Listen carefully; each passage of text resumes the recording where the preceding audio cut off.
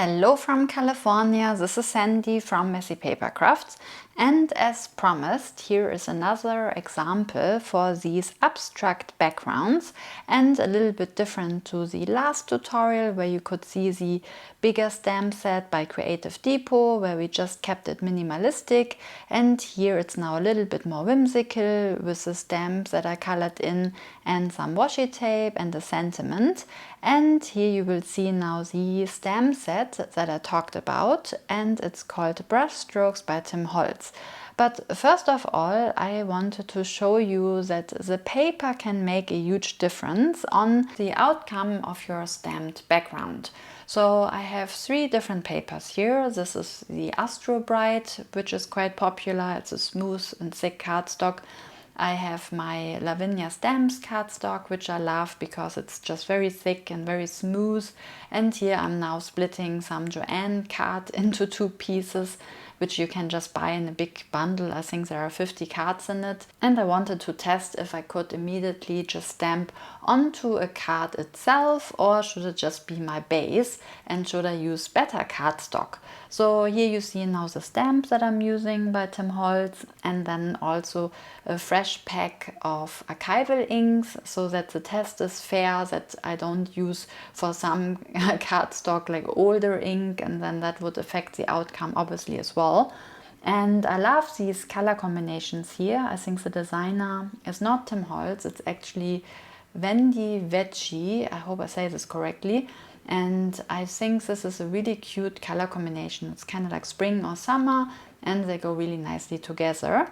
And I ink it up twice, just so that I get a little bit more vibrancy. And then I flip the stamp around, ink it up again, and this way I just create this abstract background. And I think it's an easy way if you don't want to spend a lot of time creating a background. So obviously you could also just use watercolors for your background and so on, and this would also give you an abstract background. But if you want to do some kind of mass production, then this is a really easy way with these brush strokes. So as you saw here, I couldn't actually fit all 4 colors on it. I only had room for 3, but nevertheless I can still compare 3 colors in a little bit. And now I move on in the same procedure to my next cardstock. And once again, I just place a stamp down, ink it up, then flip it around to create a mirror image of the stamp. And I like to do it this way just so that it's not becoming a repetitive pattern, so that it looks a bit more random, even though it's a stamp. So I can only do so many things really with it. But because the stamp has these rough edges, and you can place it a little bit more left or right, you can flip it, you still create this variety within your background. But yet you can do it again and again. For Christmas it's super cool. If you have lots and lots of cards to create, then they can look all similar. I mean, obviously not the same. You can have like a difference in placement of the stamp. Maybe there are more gaps, or you can use different colors. So you can still create very different backgrounds, but it's super easy and at least similar. So yeah, once again, that's why I recommend the stamp set.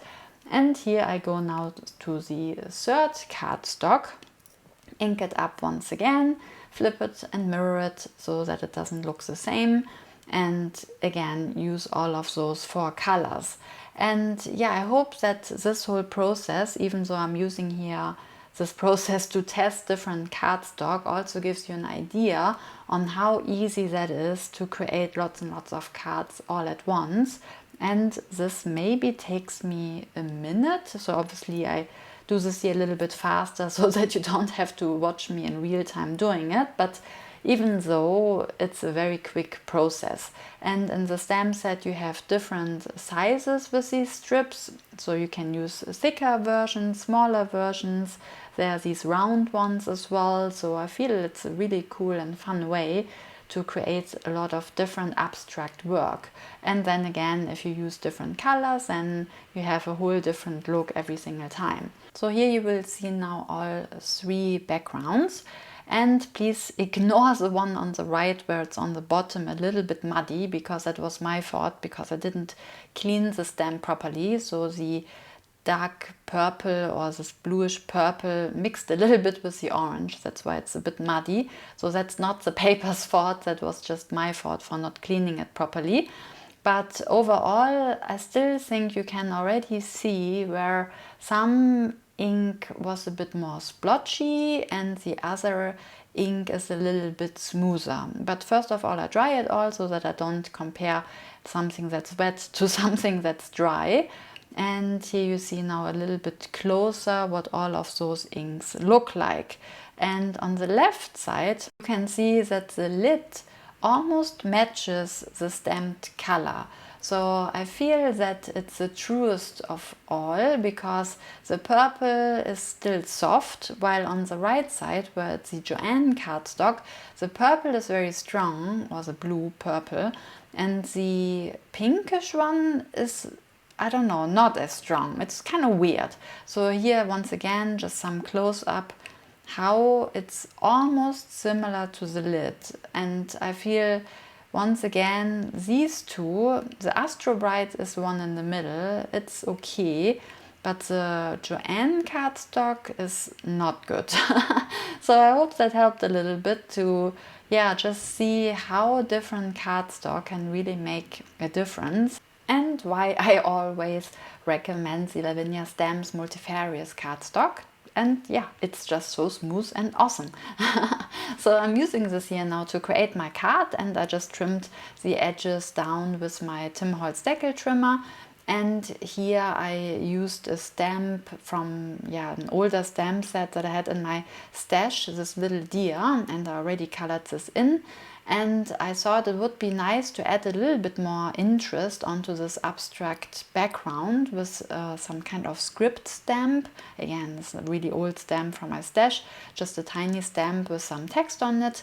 And I stamp it here in the same color as the background, so tone and tone, just to add a little bit of extra detail to the background, but without overpowering it. So I do want that the little deer stamp stands out, but at the same time I also want to make it a little bit more interesting. And that's why I also add here some different washi tape, and that is one thing I love to do to ground my stamp. So I want that the deer has something to stand on, but I also want to add a little bit more contrast. So here I used some washi tape from my stash that had some golden tints to it, because I feel it's a bit elegant, but I also wanted to have something with black, so to add more contrast. So I have some washi tape that has these black stripes, and this way I think it's a really nice way to add interest, to make it more elegant, but also to add more contrast. And here I used some foam tape to attach the deer to the background, so that once again the stamp stands out a little bit. And now I just add some white highlights onto the deer with my gel pen. And I also love to layer it all up. So I have some golden metallic cardstock by Ideology and Tim Holtz, because I used some golden washi tape. I thought it would look really pretty if there was some golden frame as well. So that's why I always love to layer my cardstock, just once again to make it more interesting. And then I also add some rhinestones and some stickles, which is like a glitter glue by Ranger, because once again I think anything what glitters and shines adds more interest and more texture, and also makes it more elegant. So here you see a close-up on this more whimsical approach to the abstract background, and I hope that you like the result. Or you can use stronger colors in your stamp. So here I used this quirky sheep by Kate Crane in Caraway Studio, and I added some thread in the background to give it a more mixed media feel, and also a seal, like this wax seal, and again washi tape and a sentiment. And this way you create with the brush strokes a whole different look. Or of course you don't have to place the brush strokes horizontal, you could also place them in this portrait mode. And here I used another stamp by Kate Crane and Caraway Studio, and again I colored it in a little bit more strongly. and therefore you have these more powerful colors and again a whole different abstract look. So I hope that you enjoyed this tutorial and have a lot of fun crafting in the more abstract way. And with that, I wish you a crafty week, and remember, no stressy, be messy and have fun. See you next time.